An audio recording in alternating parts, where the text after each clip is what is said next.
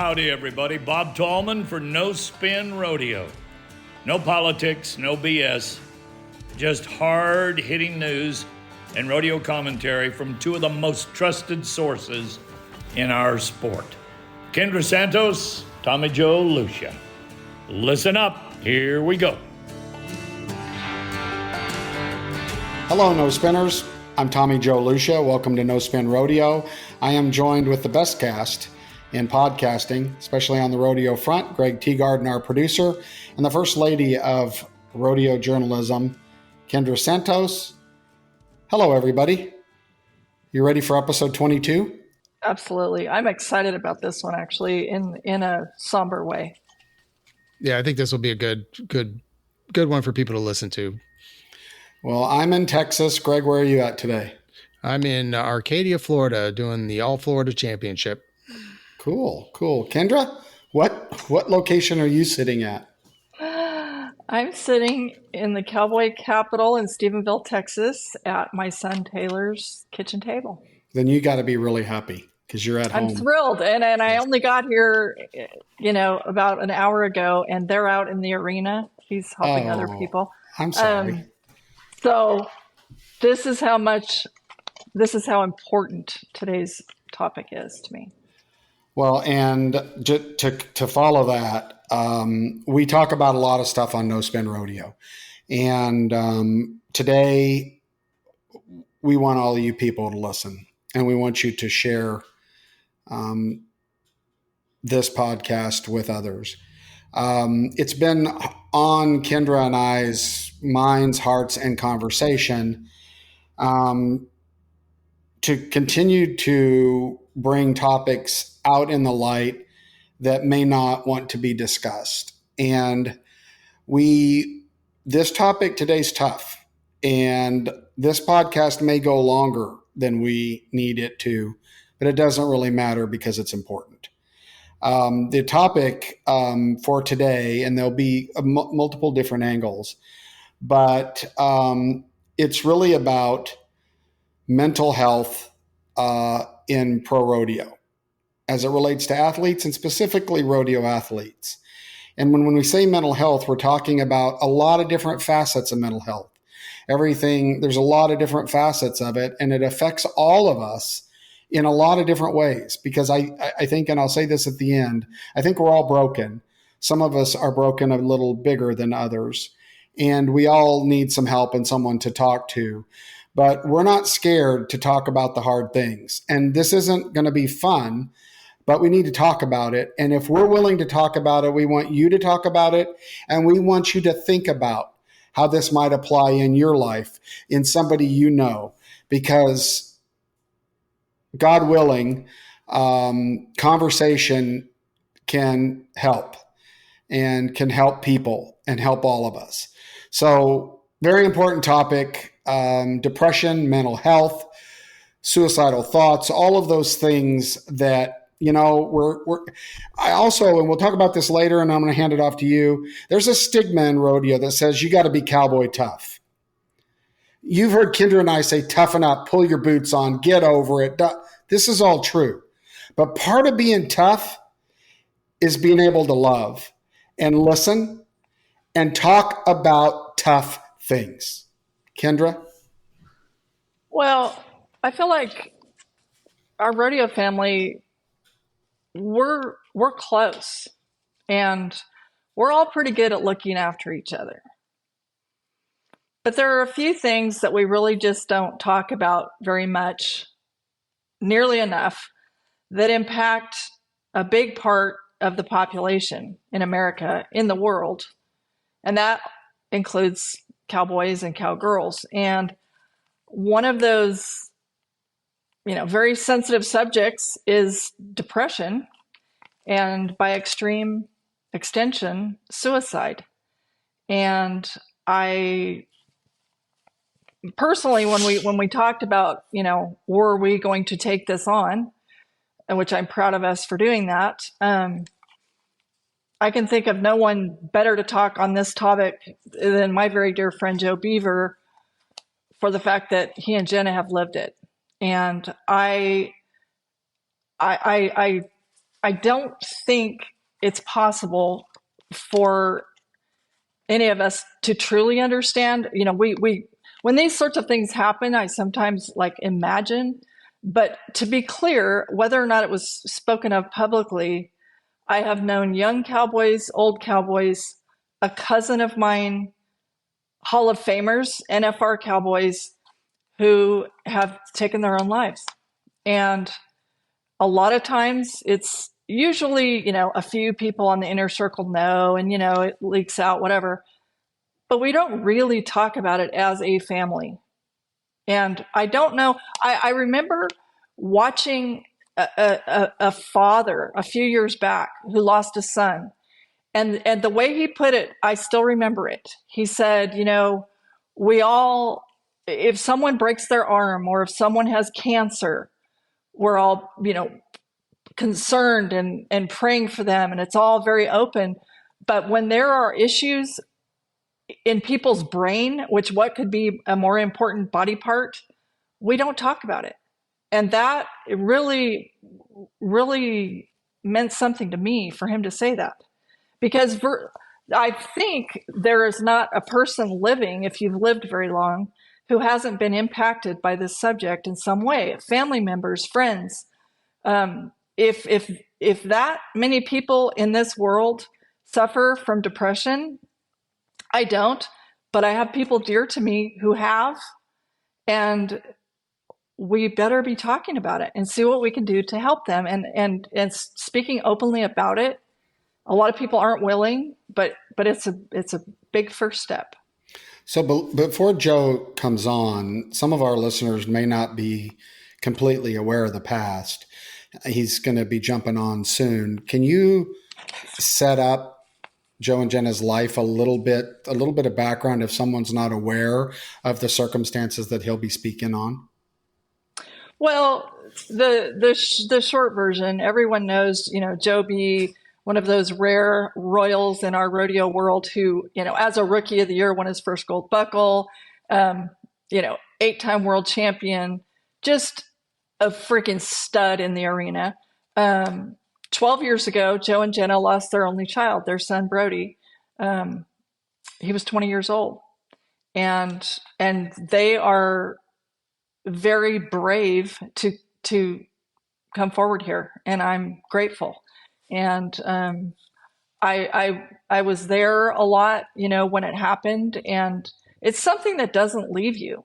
It's that's, so I am just, they have been through the ups and downs of life.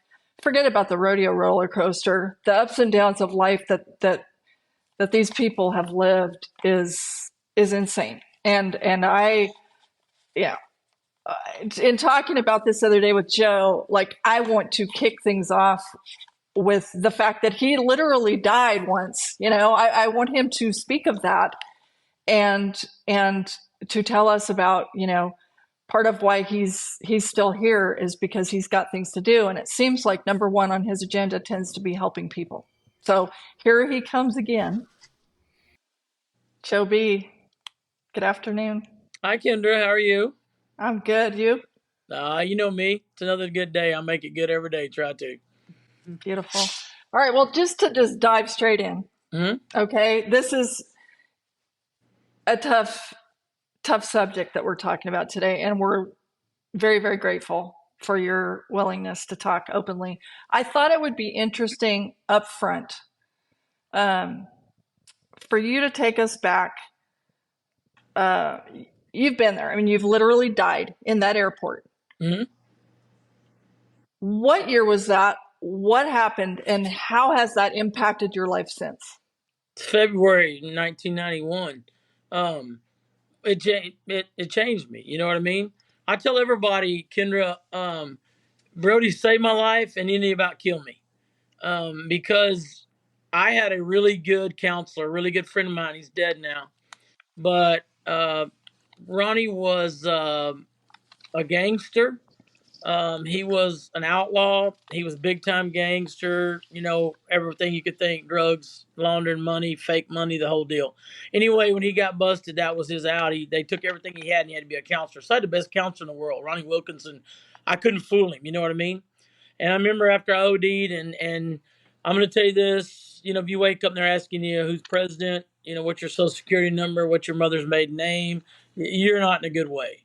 And so when I came back home, he told me, he said, here's the deal. I know a lot about this and I can do a lot for you. But if you go home and you pick that little boy up and you sit in the chair with him and you don't quit for that, you'll never quit for me or anybody else. It's got to be your own deal. And We're talking about drugs here. we're talking about drugs and that lifestyle Okay. that killed me. I mean, I OD'd Okay. on cocaine right there in the airport in El Paso. I lived on it for, I don't know, 4 or 5 years there. And then um, I knew I was in a bind, and I went and stayed with a dear friend of mine, Lee Ferris, in California. You know Lee. Yep. I stayed with him for about 4 months to spring rodeos and got dried out, got off the shit, thought I was good, relapsed right there. And all of a sudden I've got a wife, 5, 6 months, 7 months, 8 months. We've been married. I got a little baby that's 3 months old, and I've spent all my money and OD. If that doesn't fix you, you're unfixable. But there's also that part of you, and even with me, I was unfixable because I thought it wasn't no big deal until Ronnie told me that.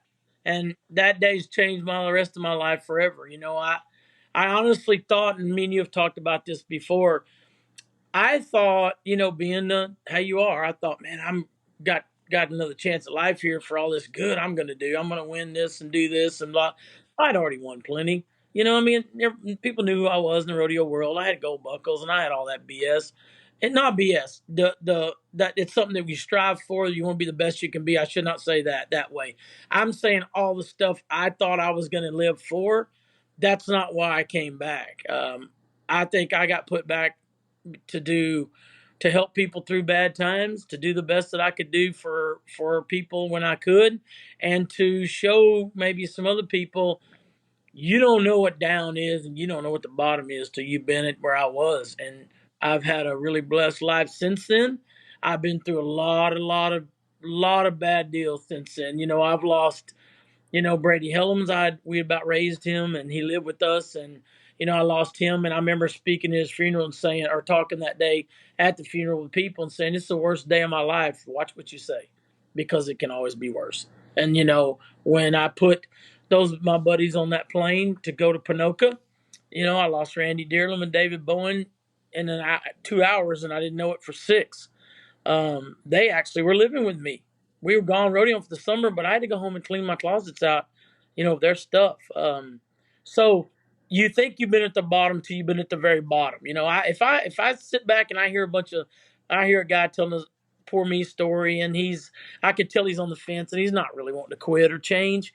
And he's, "Oh man, I've been at the bottom." No, you ain't been at the bottom. Because if you ever bottom out to the bottom, you strive to get back to the top. And I think the only reason God sent me back down here is to help people through what maybe they were going to go through that were close enough to me to let me help them. Because I was gone for like 3.5 minutes, 4 minutes. That's a long time to be dead. You know what I mean? And come back. And I can remember like it was yesterday, I had a conversation with David Bowen, and I hadn't seen David since the day he trotted out of the arena at St. Paul and said, "Head to short, girl, I'll see you tomorrow." And I hadn't, seen him since. And I sat and talked to him just like we're talking. But there kept this powerful word kept saying, "You got to go back. You got to go back." And I'm like, "No, I'm good here. I'm good here." And I think that may give me an inside feel, if you will. I don't know how to other word to say it, but a little more understanding of where Brody is, where Brady is, where all these guys are that've dealt with it. I know where they're at. Well, man. Not a bad did Bowen not tell you, "See you when I see you"? Yeah, that's why I always say that. Yeah. He was trotting. He forgot his coat, first of all. I had his coat on. It was cold that morning at St. Paul. And me back then. I didn't take care of nothing, me or anybody else. And I had his coat because it was cold. And when we left the rig that day, I walked by his rig and I grabbed me a coat. and he's trotting out of the arena, and they said, "Hey, it's cold in Pinoka," and he said, "Give me that damn jacket," and I'm like, "Yeah," I threw it to him, and he said, "See you when I see you," and I said, "Yeah, bring my jacket back," laughing, and it's the last time I saw him. And I was at Dave P's house with Teresa right after that, and they had that brand new baby Jade, Yep, and yep. the times. I think when I'm listening to you, there's something that jumped out at me is that I've never really thought of before, but I remember when Lane Frost died, and I thought if it could happen to Lane, it could literally happen to anyone. He's a world champion, as good as they got, and that could happen to him. And I'm sitting here thinking, Joe B, like, there's all these different reasons that lead to all these different things we're talking about, but it's like most people, who watch you on TV would be like, you had the world by the tail. You had gold buckles. Yeah. And if it could happen to you, it could happen to anyone. And that's where I think that would be a wonderful message for people to understand. It's like it's not, whether it's depression or drugs or drinking or whatever it is. It's not particular to a certain type of people. It's not for the guys who can't win. It's not for the girls who aren't pretty. It's not for, no one is immune, right? Hey, nobody is. Because let me tell you something. To be honest, if they'd have called me, a year and a half before Brody died, a year, and said, "Hey, you need to come to Vegas. Your boy's on the 50th floor, and he thinks he can fly, and he's going to jump off," I'd have said, "Shit, I'm on my way." But when he did decide it was enough and it was time for him to go, I never saw it coming. Never. I mean, he was as good as he'd ever been. He was clean. He wanted to go to broadcasting school, stepped right in there and took the test like nothing to it. I mean, you're not going to see the departure day coming from a male 15 to 40 if it's by suicide. I'm just telling you. I've done a lot of research, and I've, seen a lot of things happen. You're not going to know it. I think that's where you're talking about. It's anybody. It's not a certain person, and Right. you never know what people are going through. You know what I mean? It's just like you never know. I mean, I think that's given me I don't know if we have we have two choices. And I told you this a long time ago after Brody died. I said, listen, we got two choices. We can sit here in this house and sit in this bed, lay in this bed, and you wither away and have no use of life because we've give up.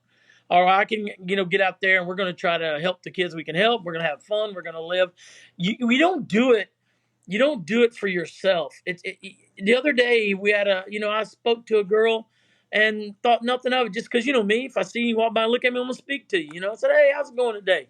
About 4 more steps and she spun around, tears in her eyes, needing to talk. And I was like, oh, shit, that's what I'm here for. That's what Jenna, I said, hold up a minute. I'll tell you all I want to tell you, but you talk to Jenna because she's, and this person she's a sweetheart lady. I mean, she really is, but she had gone through losing a son.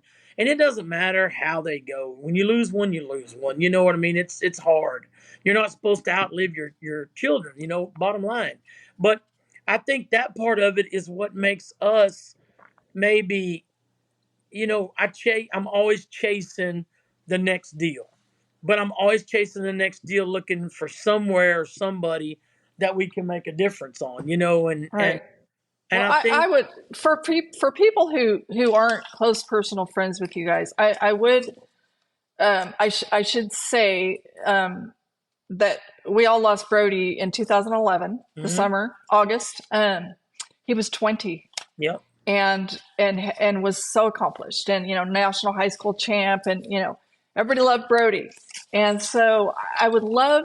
I remember being there for a lot of that. I remember I was there with Donna McSpadden. I remember being at your house. I remember being at your house for Thanksgiving with all these happy memories. But even my memory now is not clear because everyone was so sad. And I would, for people, there are people in our rodeo family who are going through something similar right now. And I don't know if you can explain how it felt then and how it feels now.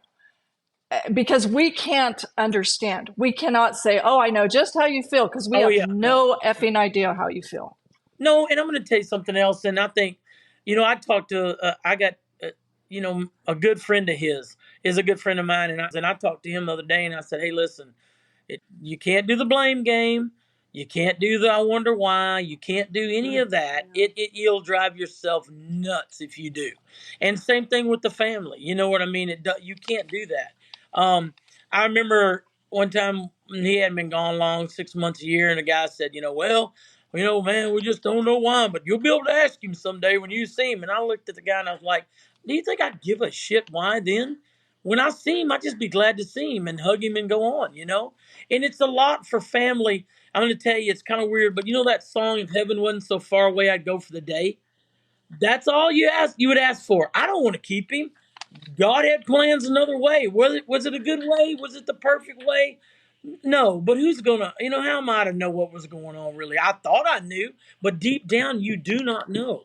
But it's not that I would try to fix it now. I just would go along with it and be glad to see him. So you have to think about, and you're right. And I told Jenna this one day too.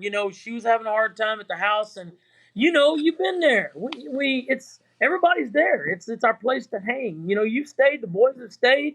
You've been with us. Your family. Y'all have been family for years. I told her one day, I said, listen, we can either live with all the good memories here, or if there's a bad memories that bother you too much, we can make a hay barn out of this place and go somewhere else. But I being me, I had to include her and see what she thought, because I wanted to hold on to all, like you said, all the good memories. And they're the ones that make me smile and laugh and, you know, get mad because he's not around where I can talk to him about it. But other than that feeling, you can never know why. I mean, you're not going to know why. I don't care what all kind of research. You're not going to know why, because I went to a Catholic school and I wasn't a Catholic, and the nuns were big time on two things: Friday night football and God. And my rodeoing, as long as I paid all my tithe, made sure that I was winning and paying, they were good with it. And I was mad one day about losing this friend, and she told me, she said, "Hey Beaver, let me tell you something. What's your birthday?" And I told her my birthday. She said, "What's your departure date?" And I said, "I don't know." And she said, "Exactly, but the man upstairs knows. You're born with the birth date. You're born with the departure date." She said, "Do you think that if a baby 7 days old didn't have that for departure date, that he would take a little baby away?" And I kind of looked at it for a minute, and it made sense. And I've had to rely on that now a lot since I've lost David and Randy and Brady and Brody and, Sean McMullen and, I mean, Lane, and you can just go on and on. Brent Thurman. There's a lot of them. I think, Kendra, that to make it and to know that it's just what was going to happen. As a parent, you cannot blame yourself. You cannot figure out who to blame. You can't figure out how to fix it. It's just what it is. But as a Well, mom, you think you can fix it. Oh, sure. I mean, because that's what you do, right? You always, yeah. whatever is wrong. And so that's I think, and I had a lady also tell me that the hardest part about losing a child is that was truly a seed, a true part of you. And so there is a part gone. When you feel like there's a hole, there is a hole gone. And it just takes you for life and friends and Well, Well, my you got my two of them. You got two of them, Kendra. Boys and moms. Really hard. Tom Joe, I don't know about you, but my dad, he wouldn't cook for me if I was hungry. He wouldn't wash my clothes. My mom would do both. He'd tell me go to the cafe, go to the laundromat or the cleaners. And it's a mom and a boy thing that makes it double hard, I think, on moms and boys. my favorite line that I think of out of the Bible is that it's not our place to judge. And I Yep. hear when these things happen, I hear so many people in our rodeo community saying, what a selfish thing to do. And, why didn't they see the warning signs, or how could he do that, or whatever. I would love for you to speak to that, because surely, are no warning signs, first of all, because On boys, men. psychologists, all kinds of them will tell you that guys do not ever give it away. The ones who talk about it aren't going to do it, right? That's right. That's right. As a rule, right? As a Yep. rule, yes. And I mean, look, and then there's the biblical part of it. The New Testament does not say what the Old Testament says, and I truly believe that suicide is a brief moment. And the psychologists that have interviewed the people that have survived, they tell them that it was such an instantaneous thing. It wasn't like this big plan. it's not thought and planned out.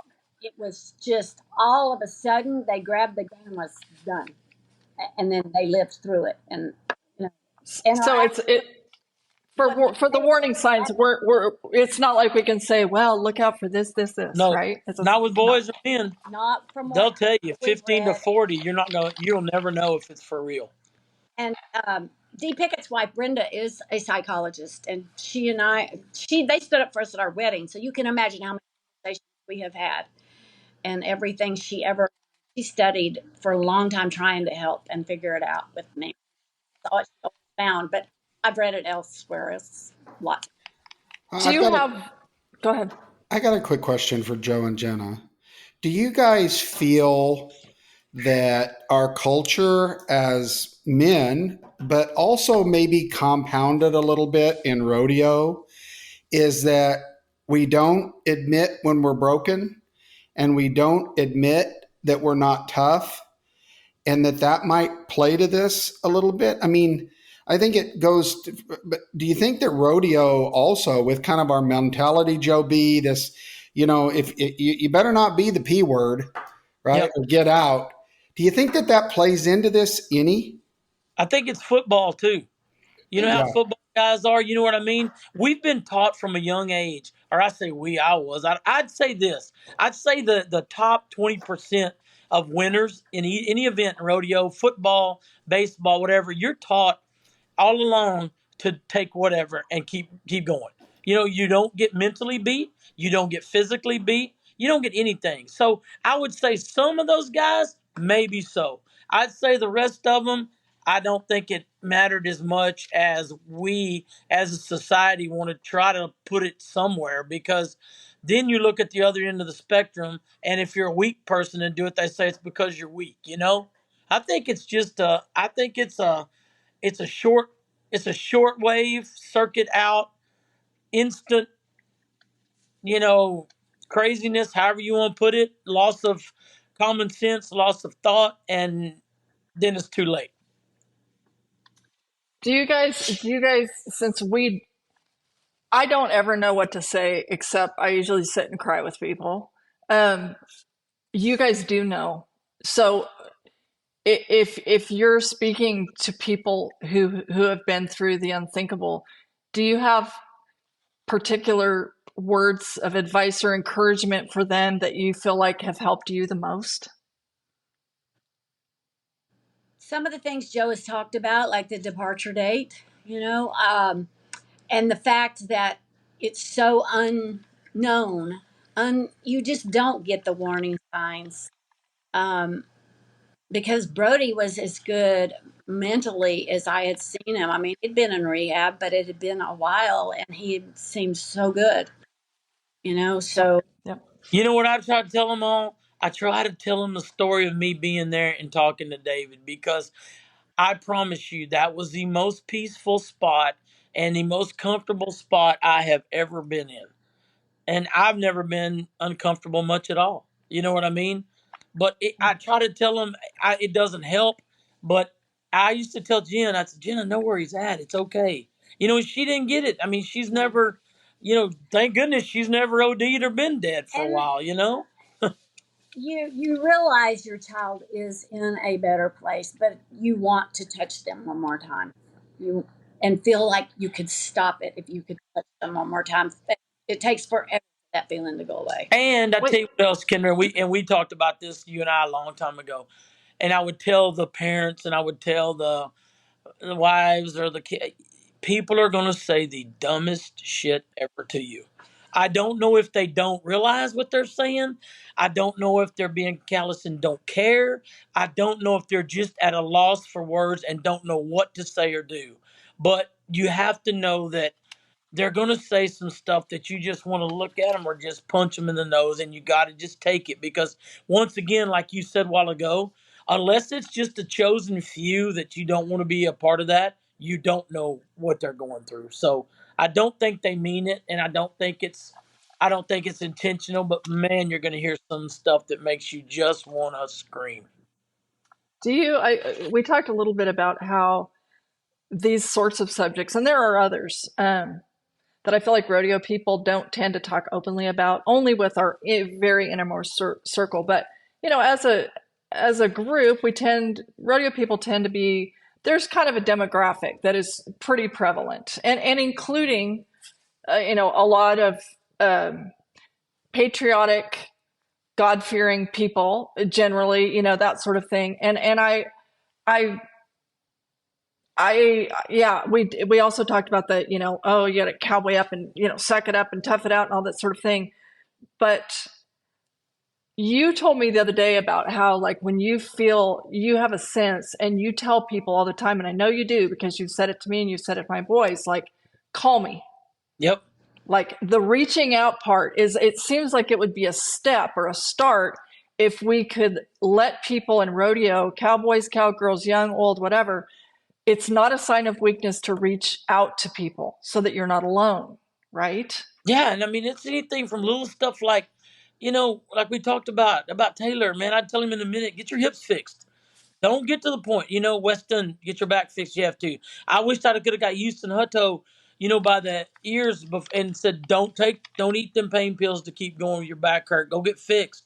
I mean, drugs are at the center of almost all of the downfall. And listen, I can say it because man, when I fell in here, it was drugs, rock and roll, sex, fast cars, planes. I came in the mid '80s, and I'm telling you, they were, I can name you 20 out of the top 15 in every event, 20 guys that were wide open all the time. Working there everywhere. Yeah, I mean, so I think I see it starting. You know what I mean? I'm like, oh shit, don't do that.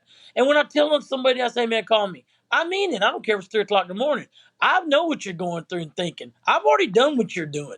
And you can't do one thing. You can hardly not do one thing that I haven't done or thought, been through. So yes, if you reach out, but I think what gets us, and this goes back to what Tommy just talking about, what gets us is we don't want to do it. And we don't think we got a problem because drugs will mask your common sense. And drugs tell you, man, you ain't got no problem. It's just your back. Eat 2 more pills, get you half a bag. You'll be all right. Just keep rolling. And that's what gets us, I think, the worst. Before you know it, you got a problem. Well, they talk a lot about, with different, whether it's mental illnesses, depression, different thing, physical pain, self-medicating, and whether it's drugs or alcohol, there's a whole lot of self-medicating that goes on with cowboys. And I mean, I've seen people drink Banamine, Yes, Dex, lived on it. it's, really scary stuff that, like, is for horses or whatever it is. But again, it's like, well, whatever it takes, to get through this afternoon's run or whatever it is. But one thing leads to another. And to be clear, most of those things are depressants. So that if you add those on top of physical pain or depression, you're compounding the problem to a really scary level. Right? Yes, our country is so full of antidepressants that have written on their label could cause suicide. Hey, and I'm gonna tell you something else. A lot of drug this will get you off drugs, but read the bottom lines. It also causes suicide. Well, that's not helping. I mean, so you're off of drugs, but now you got suicide thoughts. I mean, come on, really? There's got to be somewhere in there that's got to be common territory and common sense to help people and not force them into the other side. Well, I mentioned to Greg and Tommy Joe before you guys got on that I, in rodeo, I have known old cowboys, young cowboys, Hall of Fame cowboys who've committed suicide, NFR cowboys, cowgirls, also people who roped very well, and so it is not particular to you whether you're talented, pretty, popular, rich, or anything else. This has nothing to do with anything, which you are living proof.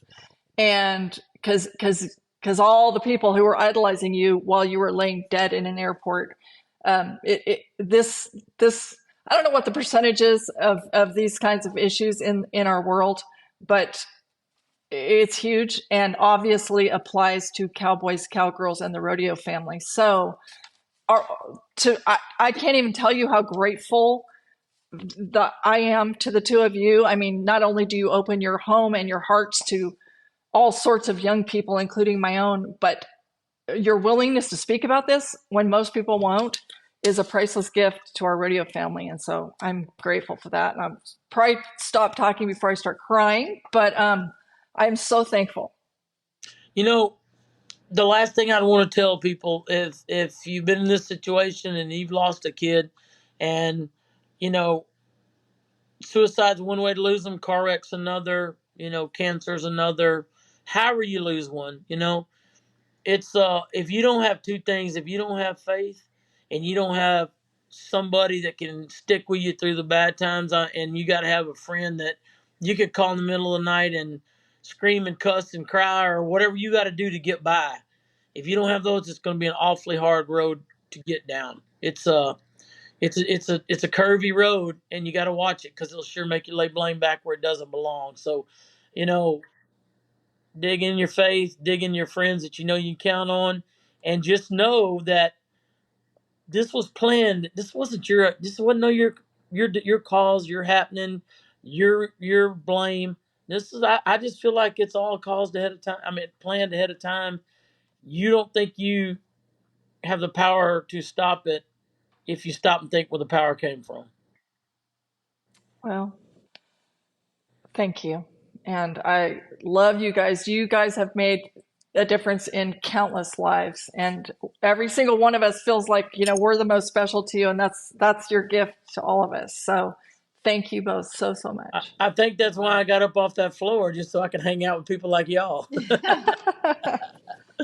Thank you guys. Take good care. We appreciate you so much. Tell Taylor get those hips fixed and call me when he gets done, so I'll know it's okay. Thank you. Thanks so much. I'll do it. TJ, Thank see you, buddy. Thank you, guys. Thank you all. Thanks, Jenna. Thank you very much. Yep. Our second guest, and we don't have a bunch of guests on our show, but our second guest, we want to welcome Brett Gardiner. I thought maybe he had a French fancy name, but it's just Gardiner. He is, in case you didn't know, he's the most, this is fact, he has the most awards as a Canadian rodeo announcer that there are. We're talking about, I don't know, double-digit CPRA Announcer of the Year, Calgary Stampede, all of them, big time, big stud on the microphone. Please welcome to No Spin Rodeo, Brett Gardiner. How are you today?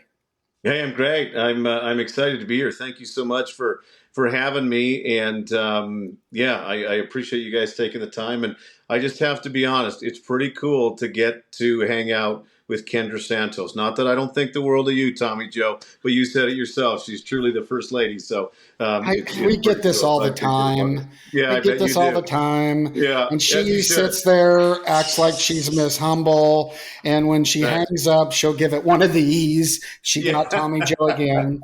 Yeah. Okay. Yeah. Thank you, Brett. Thank you. Thank you. Thank you for everything you've done. It's amazing. Thank you. Well, Keenan Vine, who's a friend of ours, I had called him because we wanted to have a show talking about, what we started the show on is that this is an uncomfortable topic overall, but even more uncomfortable in a sport where you're supposed to be tough on both ends of the arena. And we don't see open communication about mental health issues, which are a much broader scoping thing, and even into depression, which my dad seriously suffered from. And one of the things that Kendra and Greg and I talked about at the top before we even went on air is this stuff really touches everybody. We're all broken in one way or another. And you have the creds to address this, and we love having experts on. So, we talked to Joe B. He talked about suicide and their approach, him and his wife Jenna, on, getting past losing a kid, which we talked, I can't even Yeah. I can't even imagine this. And so it says on your website that you're an announcer, a speaker, and I thought this was a good lead in. I'm not the journalist here, Kendra is, but it also says you're an advocate. Mm-hmm. Do me a favor, define advocate, and what are you an advocate for? Great question. I can't say in all the years that I've talked and had people ask questions to me if they've ever actually asked that one. So much appreciated.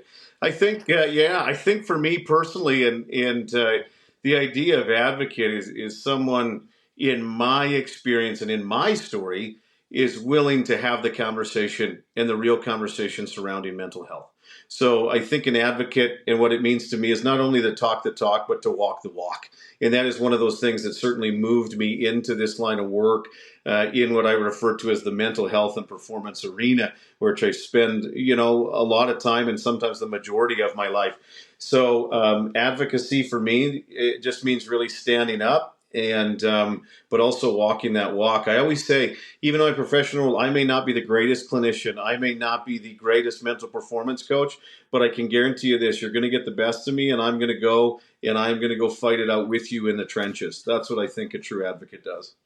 And just to be fair, so that our listeners know, you have a master's degree in sports performance and psychology, and you're currently on your way to having your doctorate. So it's fair to say that you've studied clinical studies and things of this sort. And so we want to be kind of specific here, and ask your kind of thoughts on our topic of today is about, mental health kind of within our sphere, but overall. And do you have any personal experience? So are you one of these guys that goes out and is an expert but hasn't lived it? Like, why are you an advocate now? I appreciate the question, and I think I've told my story, quite publicly and more predominantly in Canada. But really, when I go through in a lot of what I do now and kind of that keynote presentation piece and talking about it is truly kind of originates with my story. And man, I've had a tremendous career, and you were very kind in acknowledging my credentials as an announcer. And I've always said, man, I have a set of rodeos that everybody would love to go to, and I've ticked all those boxes as a Western sports broadcaster. But just to give you some time context, kind of 2016 and 17, things got really hard for me. And if we're to say they got dark for me, they certainly did. And I've talked publicly, I'm an anxiety depression guy. So I suffered from, kind of undiagnosed anxiety, just didn't know what it was, didn't have the language. When it got hard, there was a time in my story that I needed to reach out and get some help. And it was kind of 2018 when I started to reach out and get some help, because I just learned that I couldn't do it alone. I thought I had to be the guy. I always said, when you step on the stage at the Calgary Stampede in front of 25,000 people, they better think you're ready to go. And it doesn't matter. I mean, you as a producer, Kendra, somebody who's been a part of every big rodeo in this industry for years, it's like the show must go on. And within the culture in which we live, it's like, I don't care if you're not feeling good. I'm going to count you in 10 seconds because the Calgary Stampede's about to start, big guy. You better bring it. So we just had to go. It didn't matter how we felt. It didn't matter what we were bringing in. It didn't matter if I was struggling at home with my wife or kids. We have to deliver because that's the culture. And I get it. That's the job. But I just got lost in that, right? And there's a lot in that story. We live in a world where it's often ego-driven. And pardon me, Kendra, it's a male-driven kind of oftentimes kind of that big masculine feel, or at least that's what we comprehend it to be. And it's hard to work around some of those egos. It's hard to say, hey, I'm not okay. I don't know what's wrong with me. Maybe something is wrong with me, but it just ain't right. So what am I going to do with that? Well, in my story, it was very much I'm going to shove it down and not acknowledge it. Right. And it was okay until it wasn't okay. And when I talk about anxiety, depression, we may get there today. What sometimes we don't know is that anxiety and depression are like first cousins. I often say they're the opposite side of the same coin. And in our industry, we see a lot of people that really run with a bit of anxiety, right? It's a sport that's just completely full of unpredictable situations, money, finances. Did I forget to enter? My horse come up sore, right? There's so many things that are out of our circle of control. And this angst is just driven in us But anxiety is built, right? It serves its purpose. It's telling us a tale like, hey, something's going on here. And for me, there was cues. I remember getting on a plane one time, and I was getting on a 5-hour flight flying back home. And I said, I remember sitting there doing everything I could not to cry the whole time. And if you want to say like, oh my God, dude, they just paid you a whole pile of money to work on national television, drove you in the big black car, you're the man, and now you're falling apart? So scary, right? We don't have any language for this. This isn't what John Wayne told me it was going to be like. So for me, there's those cues, right? And it was just, that's my anxiety, and that's our body and our brain telling us that something's just not right. Hey, what can we do here? But the problem is when we don't deal with some of those things like anxiety, they eventually find themselves into depression because our body and our brain quit fighting, right? We think of everything. We just get to a time. It's like, geez, what happened to them? And I'm sure anybody listening to this, you can think about those friends that you've had that have pulled back from those social situations. Or, geez, they're just not the same, man. Tommy Joe just doesn't seem himself today, right? Because we just get to a point where the body and the brain's like, I've told you, and it's like, Brett, I told you, man. You were full of emotion, and I remember trying to drive home one time, and it was like an hour, and I couldn't even drive. My body just shut down. It's again, they're just telling us the check engine light's on, right? It's just giving us these signs, but can we listen? Well, we're not built to listen because the Western sports world, and often, and I say this with the men's mental health space, we're not built to listen. That's not what we were told. We're in this generation where we just didn't know how, and it's not like, oh man. And I don't want to project anything. It's like, here's what's wrong with me. It's like, no, we don't know what we don't know. And that's okay. Right? It's like the same thing. You got a calf horse, and Kendra, maybe your son's calf horse isn't working as sharp. Geez, something's off. You're going to change something. Geez, I'm going to put a different bin on him or a different headset, or maybe that saddle. We're going to start to look at what's going on. We don't push away, right? We don't like, oh no, there's nothing.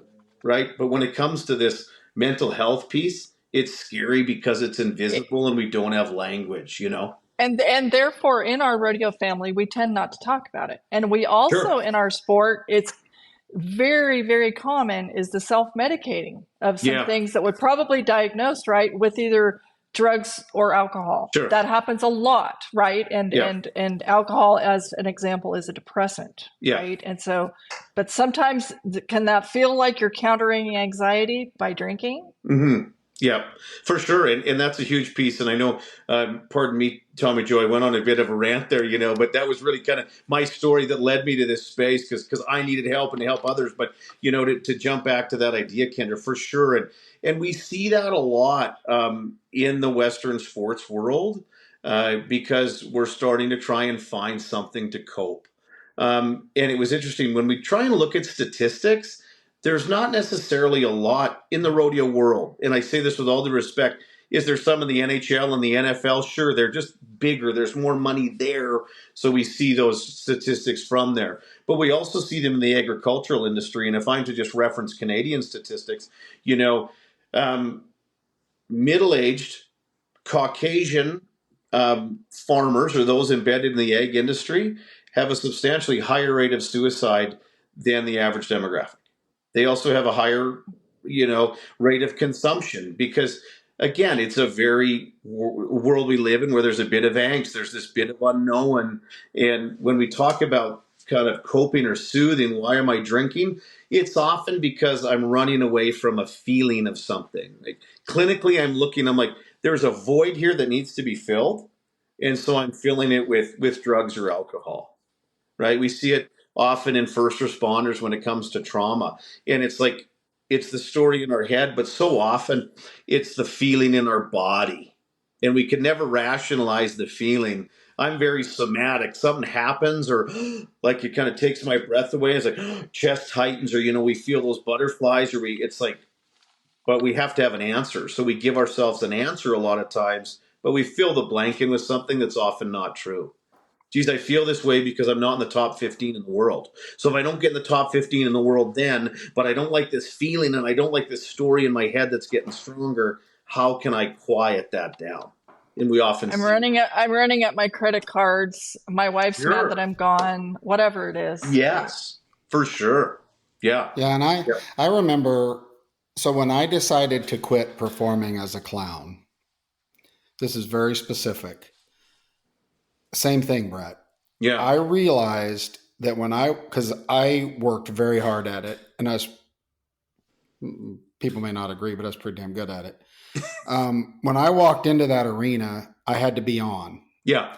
And I immediately realized in my trailer one night that I see now why actors Sure. and other clowns and other performers in general turn to something else to get them in that place. It was very obvious to me that had I, and never done it, but I figured that had I snorted a line of whatever, Sure. I'd probably go out there and be great, which would compound the problem.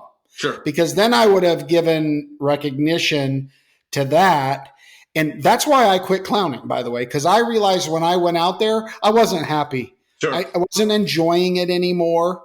And so I stopped performing. Right? Yeah. I stopped performing and I went into a different field because of this fear of I will be an addict. I will start drinking. And my dad drank when he walked in the ring. And there's been millions of clowns that drank. And there are performers out there today in our industry that have had to fight that battle. Yeah. So it's not just cowboys. Yeah. As you said, it's announcers, it's performers. Yeah. It's all of us, because the truth is you'll hear me say this a lot. We're all broken. Sure. It's how big is the crack, Right. right? And are we aware? And so it's interesting to me, and I'm going to ask you some more specific questions, Yep. but when we listened to Joe and Jenna Beaver, they said there's no signs, but that's looking at it from the outside. But it's interesting to me that listening to you, and if you're listening to us out there, the person suffering should recognize, like you said, something ain't right. And brilliant about how do we it's brilliant. We do things for our horses and our animals and in our businesses. When everything isn't right, we immediately jump in there and try to fix it. Yeah. But there's such a creepy irony that we won't do it with ourselves. Right? I think that's just, man. Yeah, that's it does, powerful, cool. Well, and it doesn't make sense when you say it like that, right? Because we would turn over every resource. We would do everything we could to make sure. I mean, I'm sure somebody listens to this and they've been to the NF4 and they think about the money that they've invested in just care and maintenance to keep, their A string of tie-down rope and horses going. And they wouldn't think twice about it. But it's like, geez, if I go see a psychologist for $200 an hour, there's no way I'm going to do that. And I get it. But on that, sorry to interrupt you, but on that, I think in our Western culture, they might, if Weston Hughes' back is killing him, you can see that from Houston. That is a whole different ballgame. He will go be seen for his back, but if something was going on in his head, he'd be much likely to be seen in our sport. It feels like, right? Right. Yeah. And I think that stigma's still there, if I can understand the comment correctly, but it's, I think it is very, and I guess I should, there are people that certainly do that go out and get that help. And so I don't want to, I guess, undermine that. And I think back to the idea, Tommy Joe too, the idea of being broken. I think everybody needs to know that that's okay. Like we're broken. That's okay. That's what makes us so special, and that's what makes us so unique. I used to say that I lost my identity. I didn't know who I was as an announcer. As long as the committee was happy and everybody else was happy, then that's okay. That's what mattered. But I had no identity in that for the first 15 years of my career. So when anything got hard, I had nothing to fact check it against. I didn't know who I was or what I stood for. Right. I'm like, I don't know. I'll just keep going because if this guy's happy, I'll get hired and I can go and support my family. So that was kind of a lot of the troublesomes for me. But again, sorry. And I know that I'm all over the place, Ken. I'm just excited to talk about this stuff. But yeah, your Weston Hughes example, we often go and get those things. I also think because it's not invisible, right? Especially as a man, if we can fix it with money or our hands, it's like, hey, I can go to SportsMed and they can do this and do that. But then there's that uncertainty when it comes to that mental capacity because, is there something wrong with me? Right? What's the story in my head? And how loud is it getting? Right? And then it often gets louder when we do see those injuries or, it gets louder when I'm tired. Exhaustion makes cowards of us all. Well, how about that 24 hours you drove and then you missed one and then you're in a bad headspace? I think so. For sure you would be. So now I'm tired. I'm broke. It's the middle of July.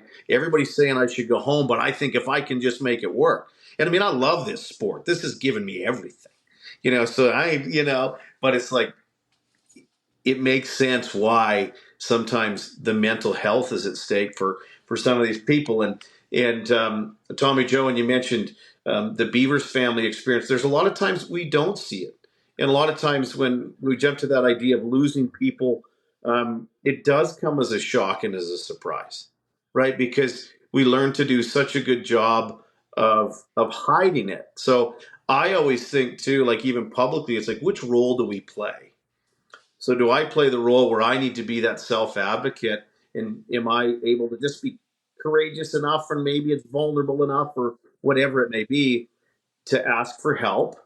Or what am I seeing collectively kind of in a system and as a family or as a friend? Because one of the things we'll often ask clinically is how far are they from their baseline? Because we have people that we know that they always look like they're mad and they say 5 words, but they're just happy as all heck, right? Or we see somebody that's just always, in our face and awesome and great. It's those moments when we start to see the changes. And then so we'll look for those changes, but then we'll also look for length of time.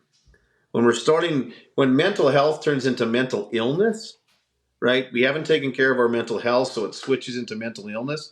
It's often for a prolonged amount of time.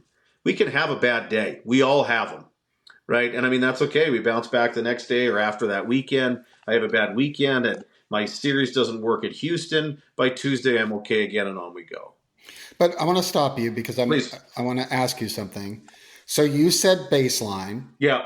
Okay. But you said it can often be how far you are off the baseline, but that's not always down. No. Right? It's not always down. It could be euphoric. You bet. It could be, the other direction. And the second thing that I'm hearing, correct me if I'm wrong, all of you on the call, is that if we're aware of people we love, if we're just aware, mm-hmm. and maybe if we listen, because I say this to my wife all the time, do I look like a guy?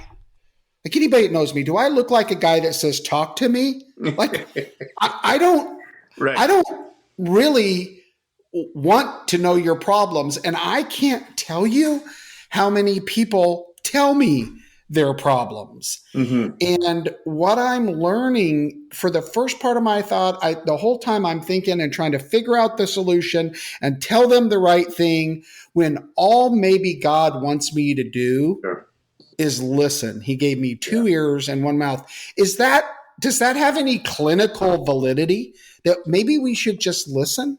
It has way more than we give it credit for, right? We often talk about so much of the time, it's just the powers in holding space, and it is just listening. But so I don't think we ever need to undervalue that, because I'm like you, and even as a clinician, Tommy Joe, and I think why I spend a lot of time in the mental performance and kind of coaching space is because often with a male-built brain, we think often first and foremost of solution. We're solution-focused thinkers. How do I fix this? I've got to fix this. Where, and pardon me, I don't mean to distort any conversation. It's like, I identify as a male. That's how I was born. And then if we look biologically, at a born female in their brain, they're able to kind of, built a little different in their brain structure, where it's like we can just kind of hold space and be there and support, and they feel more connection through that. So there truly is that idea that holding space and just hearing somebody and knowing that I'm walking. What does holding space mean?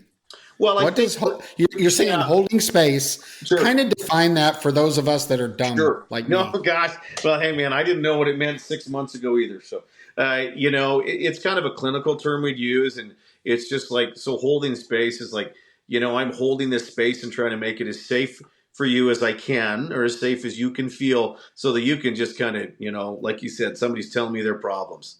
just know that I'm here to hold space for you and I can listen. I probably don't have any answers for you, Tommy, but I need you to know that, hey, I got you. And if there's anything I can do, please let me know. Man, I'm really just like Joe B said. Yeah. Pick up the phone and call me. Yeah. Right. Yeah. And right. we don't have to have answers, right? We get so worried. It's like, they called him and they're not doing good and I have to have an answer for him. And hey, make sure you get up in the morning and go for a walk and eat healthy and get to the gym. Yeah, all great things. But a lot of times in those first few moments, I just need somebody to listen to me that I know that I can trust and I can feel that connection with, is really what that first step is a lot of times. That's very cool. Greg, anything come to mind as you listen to Brett? I think it's very interesting with what's going on and how he's explaining the way the mental health is, because you don't really, as a man, you do try to like kind of work through it yourself and feel like no one wants to, I don't want to put my burdens on anybody else. They're not going to have the solution for me. And, there are people out there that do have solutions that can, hold your space for you. Yeah. So it's very interesting.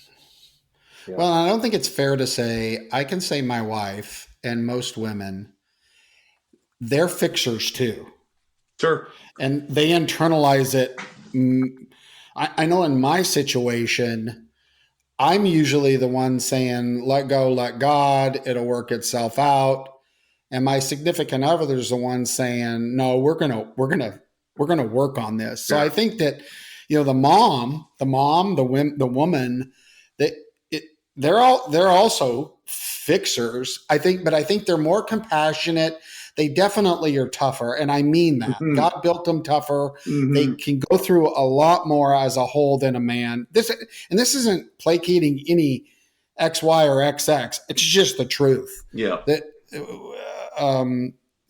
So Kendra, what does this, what's rattling around in your head on this with Brett? Anything come to mind? I guess, well, there's a couple things for me that like I would love to leave people with, for one thing, that if you're feeling, something that doesn't feel good, it is that it's a strength to actually,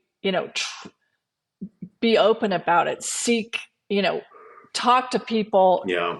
I think most cowboys that I know would have I would almost say be embarrassed to think of calling a mental health professional. Sure. I think that that's a little piece of our culture. And I would also say that a little bit of what we've hit on, we all know that the rodeo life, the roller coaster, it's not as glamorous as what it looks like at the Thomas and Mack. And I would just love, we talk all the time about, it's in order to have long-term success, confidence is a huge key. And when you have just had 3 all-night drives in a row, and maybe, you got outrun at the last 2 rodeos, or maybe you're a bucking horse rider and you got, a 48-point dink 3 rodeos in a row or whatever, to keep showing up like, I'm going to win it today. Like every time I show up, I got this, whatever. And of course there's that line, a whole nother subject, the line between cockiness and confidence, that nobody really wants to cross, which I think, if I understand correctly, cockiness is not a sign of confidence. Actually, it's like a mask. But anyway, that's a whole different subject. But I would love to leave cowboys listening to this on the way to the rodeo. It's like, I would love to leave them with some, if you're feeling, stressed out or sad or down or whatever, like you are absolutely not alone. You're absolutely not crazy. And if you're human, it happens to us all. Like, and none of us is perfect, but I mean, these things we're talking about in our brain, what's more important in your whole body than your brain? Sure. It's real, and you're not weak or crazy to step forward that you could use a hand to try to sort something out. It's actually a sign of strength. Yeah. Yeah. I love that. Grow a pair and call somebody.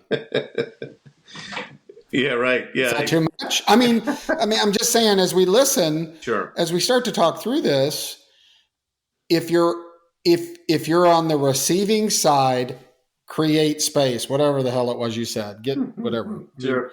Your big block, your container of space for someone to listen.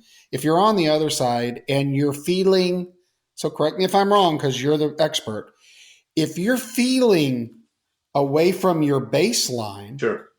maybe you should recognize something might need to, you might need to talk to somebody. Fair? Yeah, I think so. And I think one of the things too that we often we say, well, I've got to go see somebody. And sometimes that person to help you return to baseline or to make you feel better doesn't always have to be a therapist. I think sometimes it's like, how can I confide in that person, or how do I open up to someone? Because there is tremendous power.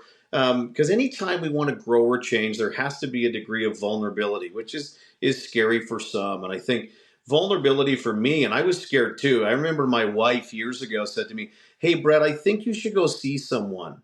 I think it'd be good for you to maybe go talk to somebody. You're maybe fighting through some things, you know." And I remember saying to her, like, "Are you kidding me? Like, do you know who I am? Like, what?" And now it's what I do for a living, and it's my life's work and passion. So I mean, I say sorry to her every day. But yeah, she just saw something and recognized, but I wasn't willing to accept it. So I get that side because I knew I was going to have to be vulnerable. But those of you listening on the other end, I think for me, vulnerability is like just hanging in those tough moments for another second or two. Geez, I just don't like the way this feels. I don't know, something's wrong with me. It's like lean into that for just another second or two and maybe just kind of get curious. Okay, I wonder why I'm feeling like that, because it's okay. We all do, and you guys have said it. It's like, man, we're gonna feel the feels. It's these all night drives, and you know we haven't drawn nothing. It sucks. I often think the power is still in acceptance, because we got to feel the feels, man. And we used to just shove these feelings down. I would say, like, the strength is in feeling the feelings, but what are you going to do with them? Hey, I'm not feeling right. I'm not working right. Maybe there's something that can help me. That's okay. Well, and every once in a while, like I've known cowboys who actually just kind of got to their wits' end and pulled up and went home in July. Sure. Maybe for 2 weeks or a month, and everybody was like, "Where in the world?" And they came back like a new person, like they're or whatever. You know, there's different things, but I think it's really important before we walk away here that like. This is not a struggle of timed eventers or rough stock guys. This is something that young people and teenagers and old guys and Hall of Famers and NFR guys and circuit guys and people from the spectrum have all dealt with. And it's not particular to you, and you're not a loser or a weak person if you're dealing with it. Yeah. Well, and I would say, because we're kind of talking about driving overnight, missing your calf.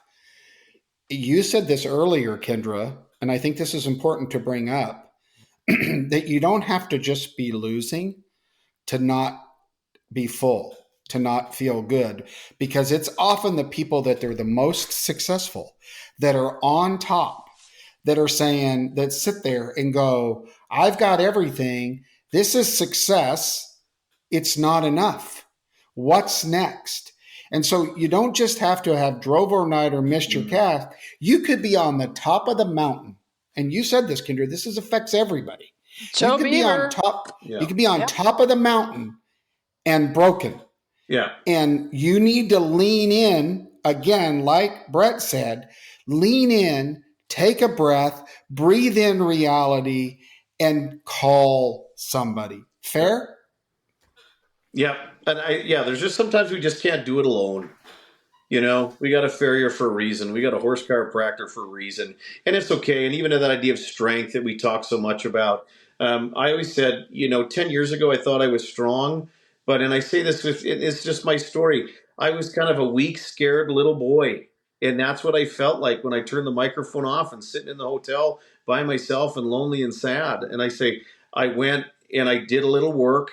And I'd love to say, hey, I took the last 10 years, you guys, and now I don't want to ever undervalue, but I wish I knew how good I would feel with the amount of work I did. I did not completely change everything about my life. I did not. But I do know now, as I sit here after doing some work and investing in myself and my mental health, I'm the best version of the dad I've ever been. I'm the best husband I've ever been. I have huge clarity on who I am as a person and what I stand up for and what I believe in. And I always say, like, just because it's the, the male side, it's like, I'm more willing to throw down with anybody, for me to stand up because I have clarity. I didn't 10 years ago. I was, the pure country, the George Strait, I was the dancing chicken. I just had to jump off the stage. Right. And so it's just I had to jump off the stage and recalibrate some things. And we often talk, hey, I was broken. And Tommy Joe, pardon me, sometimes I challenge that expression. And I know it's like, I think, geez, I was broken. Yeah, we're all a little broken. But I like to think I was just a little off on my left front. I was just kind of missing a step there. And when I made a few little adjustments, holy smokes, this weight came off my chest. And it wasn't this, hey, you went to therapy every day for 10 years. For some people, that's their story. And I'm going to walk alongside him if I have to. For me, it wasn't necessarily my story. But when I started to kind of be open to some things, be a touch vulnerable, man, I got to show up for the people that matter in my life. And that's where I went, my career changed because I'm like, geez, I needed somebody for me. I want to go be that person for other people because there's so many beautiful people out there that can just use a nudge, use an ear, So that's what we're trying to do. There's more to fitness than what you find at the gym. That's right. Okay, well, long show, lots to talk about. Let's just do a quick roundtable. We didn't talk about Ty. We didn't talk about Ty. Yeah. Oh, well, I tell you what, the short answer of what Kendra's putting is what kind of pushed Brett. Yeah. Correct me if I'm wrong. You can speak to this to really go. We always have this gut feeling of what we want to do, and sometimes it's things in our life that tip us over the edge and make us go that way. And that was the case with you and Ty Posabon. Is that correct? Before I bail out? Yeah. Ty was someone that I considered a dear friend, and was just it was funny. I was thinking about. I knew we were going to talk today.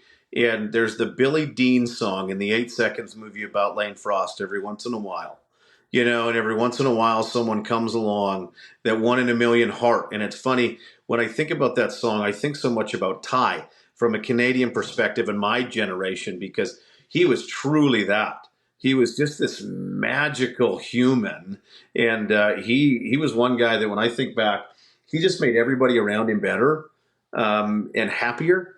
And it was just, the guy was magic, but just worked through some stuff and regrettably had suffered some concussions.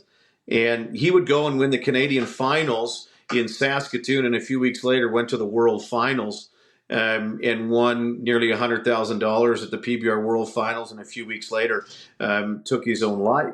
So, he was 25 years old in the midst of January with such a beautiful family.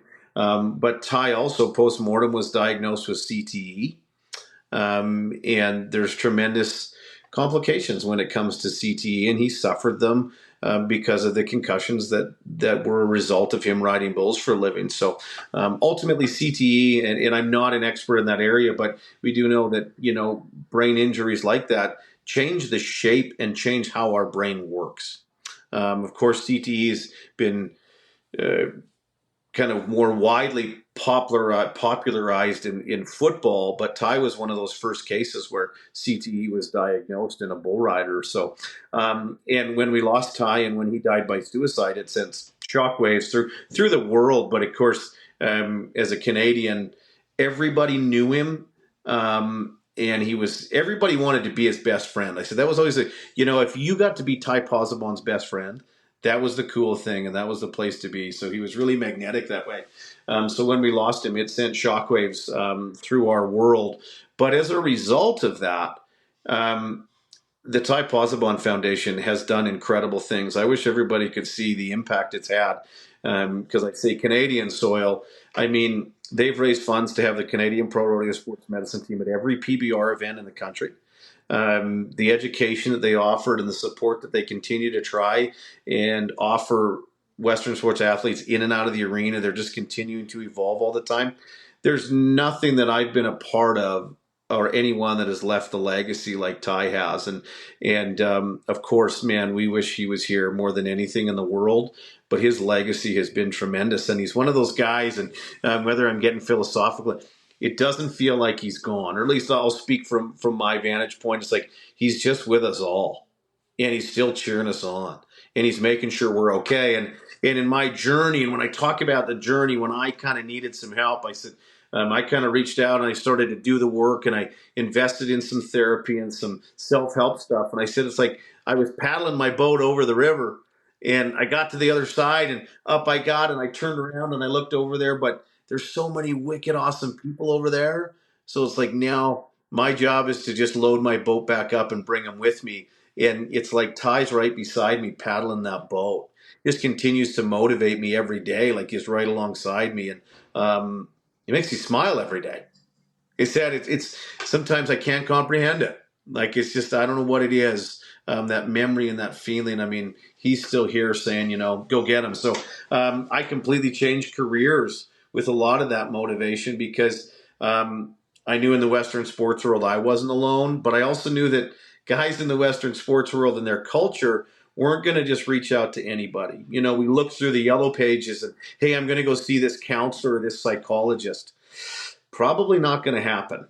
I'm a full-figured, loud, big personality male, man, and I always say I'm not for everybody, but there's a lot of people that walk through my door because that's who I am. And I knew that I could be that person for some of those people. And I guess I say this too. I wish sometimes I could give you the list of people. And I mean, there's a major confidentiality in the work I do, and it's for good reason. But sometimes I wish, I could show the list on the wall, because I'm so proud of those people that have come through the door, Western sports athletes. And I work with lots of hockey players, and, they're coming through the door, and we're making those shifts. And Ty's a huge motivation for me when times get tough and the road gets weary. I know that I've got work to do, and he helps me. I always say win. It's like at this point in my life, I want everybody to win, but win to me means what's important now. And what's important now is making sure that we can show up for the people we care about and supporting them as best we can. And Ty lets me do that. Thank you, Ty. I'll tell you one thing. You can tell you're an announcer. Oh, yeah, right. Hey. Hey. Very good. Well, Brett, we really appreciate you coming on. We ask if you wouldn't mind keeping that app downloaded, because we may be reaching out to you in the future. You bet. As different things come up, if you're willing to join us again. Thank you for making time. Thank you for sharing your insights. And we're very much appreciative, and we hope you have a blessed day and a good evening.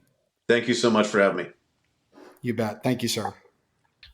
Okay, it's been a big day, heavy stuff to talk about, and we want to kind of wrap it up real quick here. Thanks to Joe B and Jenna and Brett for coming on. Greg, any kind of final thoughts on the day? Anything striking to you? I think it's eye-opening. Really, everybody kind of needs to take a look at themselves on the inside and make sure that they're good. There's so much stuff that happens to us on a daily basis with, being bombarded with social media and the news and, your careers and stuff like that. We really need to feel, that we're in a good space. And if we're not, then we should probably definitely take a look at getting some help or talking it out or finding somebody that can listen to you. I saw this commercial recently for Mental Health Day, which I thought was very, very striking. They had two guys sitting at a football stadium, and one guy is, kind of just sitting there, looks like he's depressed. The guy next to him is cheering every time the team scores a goal or, does something great. And it goes through a little process of that. And the one guy's looking worse and worse, and the other guy just normal, having a good time. And then at the end, it finishes with the depressed guy sitting there, and there's an empty seat where the guy was that was all, cheering and just being, like you couldn't tell that guy was having a problem. So one of the things we need to look at, and the other thing I wanted to mention is if if you need help or if you are feeling suicidal, the number to call is 988. It's the national hotline for suicide prevention. Get help and just do right by yourself. Kendra, final thoughts? I guess the final thought I will say as a journalist is I have spoken to every champion for generations and decades, and we talk all the time about the mental aspect to winning, but we really don't, as a rodeo family, address other elements of mental health, and it's long overdue. It's time. It is not a sign of weakness. If you want to say that you've never been bummed out or anything like that, it's like you're not a human. And so for us to be a little bit more open about it, and for people, hopefully this is I'm so grateful to like Joe and Brett both, coming on to talk openly about it, because reaching out to family and friends when you're having a hard time, whether you're not winning, you're broke, whatever it is not a sign of weakness. We all need help, and we all need other people, and we should all strive to be better friends, better family members, and to be there for people, because even just a sympathetic ear, or like Joe B said, be that person people can call at 3:00 in the morning. No questions asked. Call me anytime. Yeah. So Joe B said two things. He said, you better have two things. You better have someone you can call. And so my end on this is, he said, you better have faith. I can tell you personally, I'll ask all of you on there and listening, how's your faith? There's something larger. For me, it's my Lord and Savior for me. And for everybody, it may be different, but how's your faith? Is there something, there's something bigger than just you. Joe B mentioned both, friends and faith. So if you're out there, do a better job at listening. Just listen to people. Just listen. Be there. Be willing. Life's not so fast that you don't have time to have a conversation. Life's not so bad that you can't talk to somebody. So please ask for help if you need it. Lean into faith and the much bigger entity, our Lord, that can help you. And until we talk again, God bless all of you. We can do this together.